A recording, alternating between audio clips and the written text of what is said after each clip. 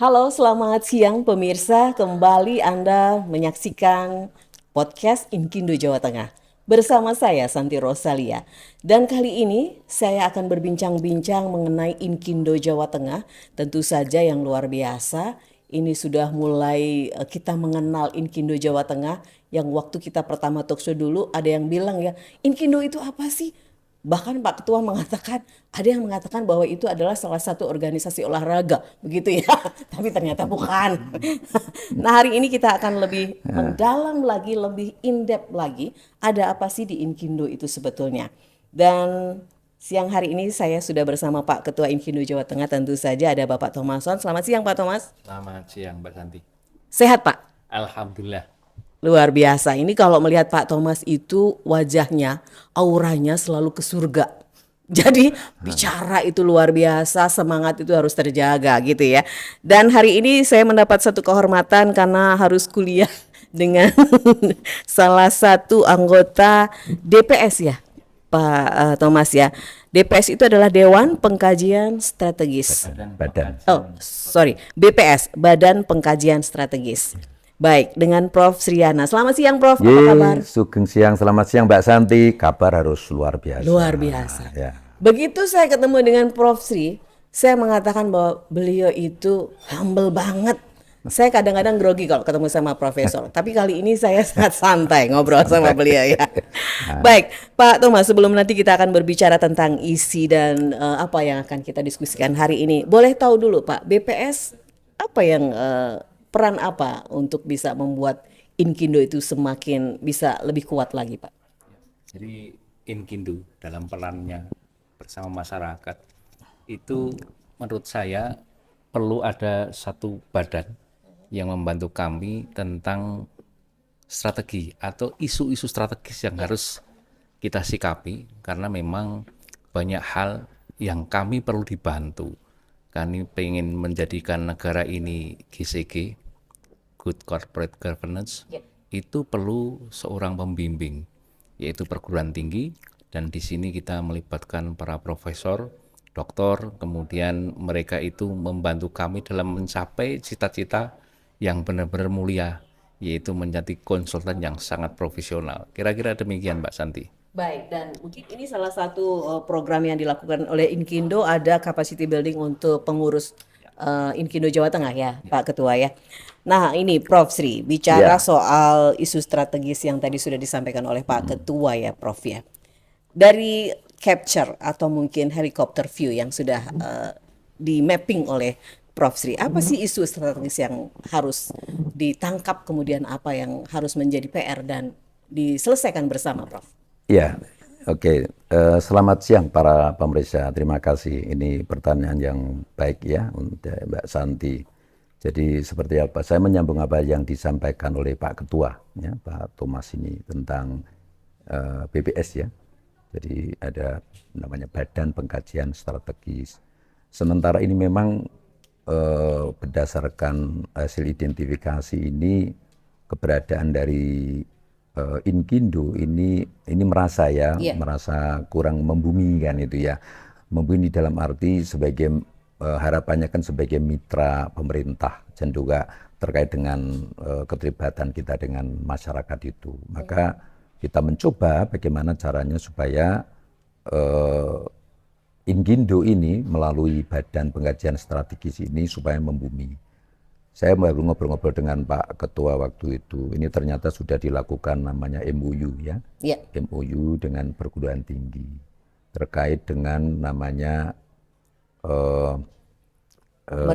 Merdeka Belajar Kampus Merdeka. Itu kan baik ya, artinya Inkindo ini meneruskan dari instruksi dari pusat supaya nanti menggandeng melakukan MOU dengan perguruan tinggi yang ada di Jawa Tengah ini supaya melakukan yang pertama paling enggak ya magang ya Pak Ketua ya, ada magang. Kemudian saya kemarin usul supaya membumi ya istilahnya ini Inkindo mengajarkan itu loh. Nah ini menurut saya ini sebagai strategi ya, strategi agar keberadaan Inkindo yang ada di Jawa Tengah itu semakin membumi. Begitu Mbak Santi. Baik Pak Thomas, ini luar biasa ya ketika berbicara tentang Inkindo mustinya membumi. Berarti ini peran Inkindu sebetulnya selama ini sudah banyak ya di negeri ini ya Pak ya, dari Sabang sampai Merauke. Pembangunan itu kalau nggak ada teman-teman dari Inkindu tidak bisa Tidak terwujud bisa, ya. ya. Apa ini yang menjadi salah satu namanya apa ya Pak, langkah yang akan dilakukan? Oke, Mbak Santi. Jadi begini, isu strategis pada saat ini, pada saat kita memutuskan untuk ber-MOU dengan 9 perguruan tinggi, sementara 9 perguruan tinggi di Jawa Tengah. Jadi pemerintah itu lewat Menteri Pendidikan itu membuat program namanya Kampus Merdeka, yaitu Merdeka Belajar, Kampus Merdeka. Nah, di sini ternyata dari pihak pemerintah mensarankan bahwa kita selaku praktisi itu diharapkan menyediakan lapangan pendidikan untuk mahasiswa mereka magang. Nah, magang itu dinilai sangat tinggi oleh pemerintah, dalam hal ini dari perguruan tinggi ya. 1 semester itu akan mendapatkan nilai 20 SKS dan mereka berhak mendapatkan honor dari kita, dari para penyedia jasa yang sekarang itu berkolaborasi dengan pemerintah. Nah, yang kedua, itu kita juga disyaratkan untuk melaksanakan praktisi mengajar. Tapi beliau, Prof. Sriana menyampaikan kalau bisa dirubah menjadi Inkindu mengajar. Nah, bayangin, kalau kita itu ditugaskan seperti itu, saya tanyakan, Prof, kami tidak mampu ini. Kalau saya seorang akademisi juga membuat rencana pembelajaran, oke lah, RPL oke. Tapi kalau sekarang seorang engineer lapangan tiba-tiba suruh mengajar, itu tidak semata-mata akan sesuai apa yang diharapkan. Nah, kalau zaman sekolah kita kan tahu silabus ya. Nah, silabus itu membuat mudah, tapi kalau rencana pembelajaran itu dari mulai bab 1 nanti membahas apa, bab 2 membahas apa, itu paling tidak dalam 1 putaran itu adalah 14 kali pertemuan. Nah, hal seperti inilah yang saya katakan saya tidak bisa menyelesaikan sendiri, harus melibatkan perguruan tinggi. Dalam hal ini kita membentuk namanya BPS, Badan Pengkajian Strategis. Beliau pun menyarankan landing dari pesawat langsung menyampaikan saya punya usulan seperti ini. SDGs itu usulan beliau. Saya justru menjawab, Prof, berat. Tapi kita harus berusaha. Saya BPS aja sudah mengatakan, teman-teman, ini gimana?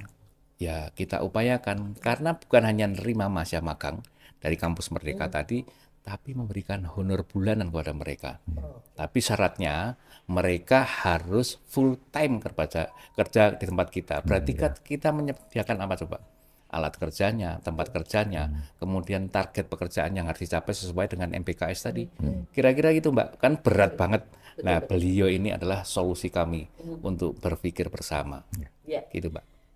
Mungkin tidak ya Prof, ini pikiran akal saya aja apa perlu dari Inkindu sendiri membuat sebuah kurikulum untuk MBKM ini sehingga itu bisa menjadikan guidance untuk teman-teman nanti yang magang di situ, sehingga goalnya dari anak-anak magang apa, kemudian tadi fasilitas juga mungkin Pak ya. Bagaimana Prof? Ya, jadi gini Mbak Santi, saya menyambung apa yang disampaikan Pak Ketua. Saya selalu mengingatkan kita semua. Kita harus ikut mewujudkan namanya SDGs ya, Sustainable Development Goal. Itu. Kata kunci yang bagus adalah no one left behind. Tidak ada satupun yang terlewatkan, tidak ada satupun yang tidak terlibat, semua terlibat. Berperan termasuk semuanya. Harus berperan. Maka Inkindu ini menurut saya bagus, jadi apa yang disampaikan Pak Ketua tadi, kita harus kolaborasi. Nah, terkait misalnya kesulitan-kesulitan apa nanti di dalam menyusun silabusnya atau RPS tadi itu nanti bersama kita, gitu, tidak apa-apa. Tapi yang jelas saya mengapresiasi seperti kami selaku akademisi ini dan juga masuk di dalam Badan Pengkajian Strategis ini sudah mengapresiasi. Namanya konsultan lalu sudah menyiapkan tempat magang kan itu, terus teman-teman para praktisi ini istilahnya Inkindu mengajar ini kan bagus, kan bisa diatur seperti itu. Betul. Kita itu di lapangan seperti saya mengajar ini, satu mata kuliah itu terkadang bisa dipegang oleh 2 orang, bisa 4 orang. Jadi misalnya tengah semester itu 2 orang, lalu UAS ya. Jadi ujian akhir semester itu 2 orang. Nah, nanti berkolaborasi, enggak apa-apa. Itu Jadi satu mata kuliah ya? iya, satu Prof, ya? mata Oke. kuliah. Maka dengan adanya kolaborasi tadi, ya kita sudah melakukan MOU ya Pak Ketua ya. Nah nanti di dalam proses belajar mengajar, nanti di kolaborasi, jamnya bisa diatur. Ya. Karena kita tahu bahwa namanya Merdeka Belajar ini, Pak Ketua sudah menyampaikan ada tempat magang, kemudian teman-teman Inkindo mengajar tadi ini sebagai praktisi-praktisi yang sebenarnya sangat dibutuhkan di dalam proses belajar mengajar supaya anak didik kita itu siap untuk kerja. Betul. Gitu Mbak Santi. Benar-benar. Maka ya inilah tadi ini ngobrol-ngobrol ini menurut saya sangat baik. Jadi apa yang menjadi kendala bagi Inkindo ini nanti lewat BPS Badan Pengkajian Strategi terkait dengan Merdeka Belajar Kampus Merdeka tadi bisa diwujudkan gitu ya Pak Ketua, seperti itu gitu Iya. Mbak Santi. Jadi memang Inkindo berbenah, Inkindo Ya, berjaya itu iya, sudah harus mulai dilakukan sekarang juga gitu ini ya. bagus, topik yang bagus. Ini tadi saya udah ngobrol dengan Pak Ketua, ini bagus ini. Topiknya adalah Inkindo Inkindo berbenah, Inkindo berjaya. Nah, saya merinding ini Mbak Santi. Karena namanya berbenah itu, ya maaf ya, kok orang kok berbenah terus? Ya memang namanya berbenah itu untuk evaluasi oleh diri kita, supaya semakin maju. Dan ini sustainable, berkelanjutan. Bukan saat ini tok, misalnya topik ini misalnya terkait dengan Inkindo berbenah, ayo berbenah, berbenah diri. Ya, nanti supaya apa? Inkindo berjaya. Jaya. Nah itu Inkindo harus semakin membumi. Kalau ini berjaya kan otomatis udah membumi betul. Seperti Betul, program yang disampaikan oleh Pak Ketua tadi terkait dengan Merdeka Belajar Kampus Merdeka harus bisa diwujudkan. Tentang nanti hal yang kecil-kecil nanti bisa dirembuk. Iya. Kolaborasi. Kolaborasi Nah, gitu, Mbak itu yang Santi. penting ya Prof Iya, ya. Jadi iya. tadi benar ya, ketika di perkuliahan Iya. tapi di share oleh praktisi-praktisi yang Iya. langsung di lapangan, jadi tidak ada keluhan. Enggak, Mahasiswa iya. selesai nganggur itu Nah, nggak nggak mungkin ada, ya. nggak mungkin. Jadi sudah terjawab sebetulnya Betul. bahwa yang dibutuhkan di lapangan adalah Yes. seperti ini mungkin Iya, itu ya. iya, betul, Mbak Jadi Santi. kalau tema ini sebetulnya fleksibilitasnya sangat tinggi ya. Ya. Berbenah itu kan terus bertumbuh begitu oh ya, Prof, ya. iya. Luar biasa ya. Itu bagus. Baik, Pak Ketua, apa yang mau disampaikan ini untuk internal pengurus berarti ya, Inkindo Jateng ya, untuk mulai dong Pak, dari sekarang juga. Jadi gini, pernah saya sampaikan bahwa Inkindo itu bukan hanya satu tentang keteknikan, tapi juga memiliki sertifikat badan usaha non-konstruksi. Jadi anggota BPS kami itu bukan hanya profesor sipil, tapi ada profesor ekonomi, kemudian profesor dari hukum, profesor dari kimia, dan sebagainya. Jadi bidang kita sebenarnya luas. Kalau Prof. Sriana mengatakan bahwa kita kolaborasi, saya memang berharap setelah nanti ketemuan tanggal 7, pertemuan itu sudah dibangkitkan sama ketua BPS. Langsung nanti Ramadan kita ketemu dengan perguruan tinggi. Nah, ini harapan kami adalah dari Inkindo benar-benar mengadakan satu, bukan hanya kolaborasi, tapi kerjasama inklusif, sangat terbuka. Karena apa? Kami benar-benar sangat membutuhkan perguruan tinggi, karena kami butuh lulusan mereka yang benar-benar kompeten. Kami juga akan membantu mahasiswa bagaimana mereka itu benar-benar menjadi yang kompeten. Mereka 4 tahun kuliah minimal, itu sudah pertama masuk dengan kognitif, kemudian afektif, begitu tahap terakhir mereka psikomotorik, itu dikatakan kompeten. Tapi ternyata begitu lulus tidak semudah itu. Nah, sekarang ada undang-undang keinsinyuran harus mengambil profesi. Setelah mengambil profesi mau praktek, dia harus mengambil sertifikat kompetensi. Nah, padahal saya perlu diskusi ini dengan para profesor. Ini tempat ladang pendidikan membuat sarjana yang berkompeten, tapi masih ada syarat-syarat seperti ini. Nah, ini juga memberatkan mahasiswa dan juga memberatkan kami selaku penyedia jasa. Nah, penyedia jasa otomatis kalau anggotanya atau karyawan tidak memiliki sertifikat harus membuatkan sertifikat, itu biaya. Kemudian tidak ada punya profesi, harus mengkuliahkan profesi itu 2 semester, itu biaya. Yang jelas kami pengen ada kerjasama inklusif ini, harapan kami ya bisa tertata bahwa misalkan di Undip juga sudah kerjasama dengan PII ya. itu bisa memudahkan kita. Mungkin dari anggota kita mungkin ada toleransi biaya maksudnya. Karena ini mahal, Pak. Ngambil profesi itu mahal. Ya, dulu kalau setingkat Prof. Suryana lulus berhak menggunakan gelar insinyur. Sekarang saya berhak menggunakan gelar sarjana teknik. Begitu saya praktek keinsinyuran harus mengambil profesi. Itu pemikiran saya yang tentang BPS ini. Yang di luar, wakil-wakil saya tak suruh memikirkan bagaimana ke bawah itu organisasi kita berjalan sebagaimana mestinya. Dalam organisasi kan ada bisnisnya kan gitu ya. Nah, yang lain-lain ternyata ada beban seperti ini. Nah, harapan kami dari BPS ini memberikan jembatan kita ke pemerintah, komunikasi. Mbak Santi, kalau enggak ada ya selalu kita ngeluh. Kenapa? Pemerataan masalah anggaran di daerah itu belum tentu dikuasai teman-teman kita daerah. Dari provinsi, dari provinsi lain itu masuk dan akhirnya teman-teman juga kurang berdaya. Nah, sekarang didampingi para profesor di BPS. Minimal Jawa Tengah itu punya benteng. Ini loh. Nah, etika profesi kami sampaikan kemarin di penataran kode etik. Itu wajib. Nah, kemarin itu PKI itu penataran kode etik bukan untuk pengusaha, anggota, tapi untuk pengurus. Walaupun ada yang murni akademisi harus tahu, karena badan pertimbangan ini memberikan pertimbangan kepada kami. Nah, kode etiknya itu kayak apa sih? Nah, minimal nanti mahasiswa lulusannya itu akan didik, lulusannya harus punya etika profesi yang baik. Kira-kira gitu Mbak Santi? Iya, karena memang salah satu syarat menjadi profesional itu ada kode etiknya, begitu ya, Prof. Setuju saya. Nah, saya tertarik dengan SDGs ini, Prof. Tadi tidak ada satupun yang terlewatkan. Apa sebetulnya poin-poin atau fundamental yang ada di SDGs itu?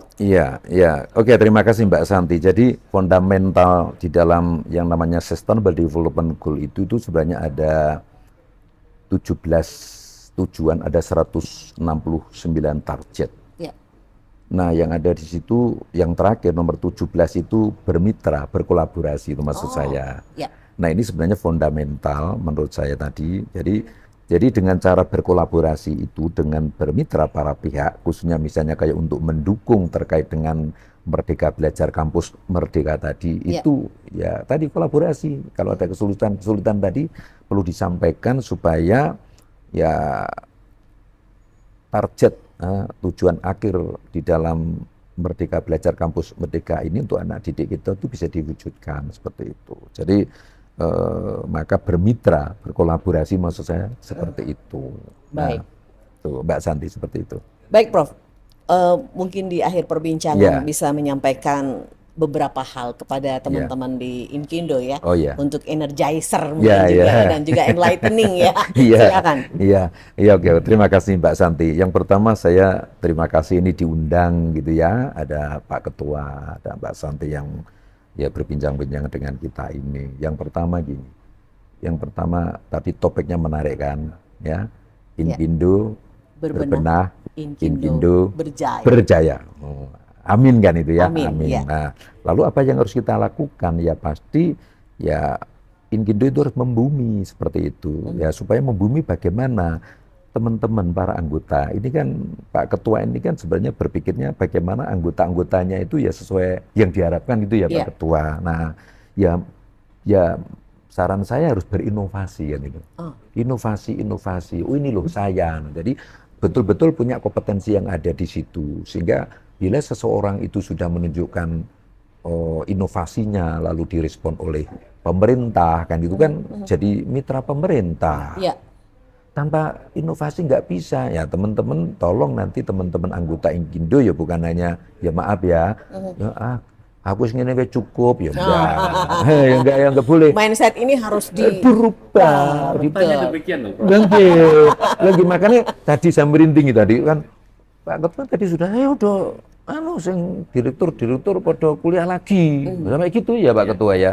Nah, itu artinya itu suatu gebrakan-gebrakan bahwa supaya punya inovasi untuk memberikan trust kepada pemerintah. Oh, ini loh baju saya Inkindo, para anggota Inkindo, tunjukkan dong dengan pemerintah sehingga tadi apa yang disampaikan Pak Ketua tadi pokoknya kita harus bisa bermitra. ya bermitra dengan pemerintah. Dan ini juga diawali dengan tadi Merdeka Belajar Kampus Merdeka tadi ya Pak Ketua ya, itu menurut saya baik seperti itu. Jadi sekali lagi saya supaya kita membumi dan kita diperhitungkan, dipercaya oleh pemerintah, yuk semua anggota harus berinovasi. Tanpa inovasi kita tidak bisa melakukan kolaborasi, kita tidak bisa Inkindo semakin membumi. Pokoknya tetap semangat, ini hidup itu adalah proses pembelajaran bagi kita semua. Pokoknya Inkindo berbenah, Inkindo berjaya. Amin. Demikian Mbak Santi. Baik, dan ini tidak saja produk dari Inkindo yang menjadi sebuah peran penting di Nusantara, tetapi bagaimana Inkindo juga berperan melahirkan generasi-generasi emas ya, Prof ya, betul, dalam Inkindo mengajar tadi, Pak Ketua. Mengajar, Ada terakhir mungkin dari yang disampaikan oleh Pak Ketua, silakan. Satu kata, kemarin hampir 2/3 hari itu saya didampingi oleh para profesor di BPS dan membantu berpikir secara keras untuk Inkindo ke depan.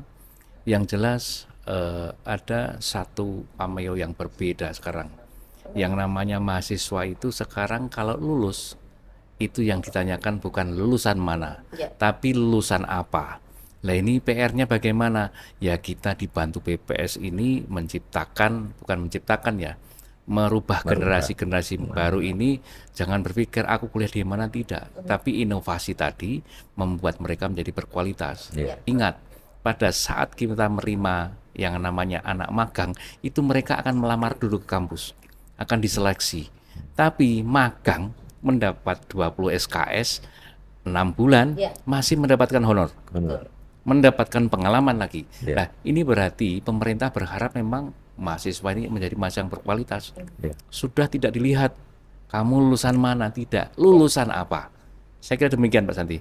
Baik, terima kasih sekali Pak Ketua Inkindo Jawa Tengah Pak Thomason dan juga Prof Sriana, salah satu BPS dari Inkindo Jawa Tengah yang luar biasa. Ini saya juga belajar banyak dari beliau, ini kuliah yang mahal loh. Kita akan ngobrol lagi dengan ngobrol yang santai tentu saja bersama dengan Inkindo lewat podcastnya. Saya Santi Rosalia, sukses untuk Anda dari Inkindo Jawa Tengah. Sampai jumpa. Sampai jumpa.